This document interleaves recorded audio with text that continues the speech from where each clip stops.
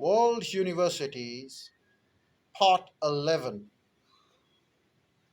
However, many public universities in the world have considerable degree of financial research and pedagogical autonomy. Private universities are privately funded and generally have broader independence from the state policies. However, they may have less independence from the business corporations depending on the source of their finances. Around the world, we have got so many universities around the world. It has certainly become a commercial business, and the economy of some of the countries does depend on these universities.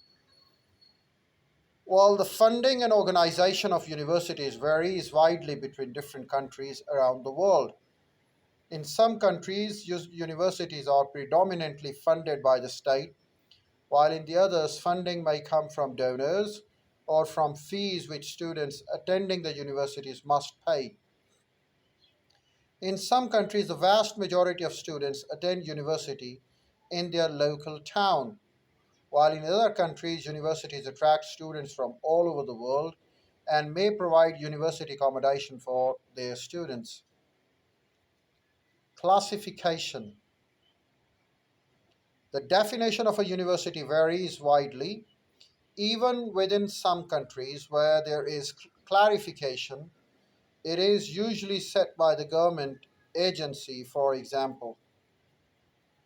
In Australia, the Tertiary Education Quality and Standard Agency, TEOSA, sorry, it's TEQSA, Tertiary Education Quality and Standards Agency, TEQSA, is Australia's independent national regulator of the higher education sector. Students' rights within the universities are also protected by Education Services of Overseas Students Act, and the act is ESOS Act, ESOS Act. In the United States, there is no nationally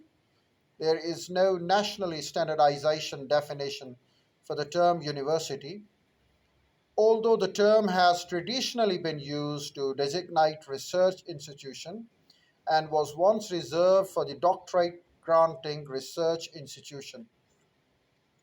Some states, such as Massachusetts, will only grant a school university status if it grants at least two doctoral degrees.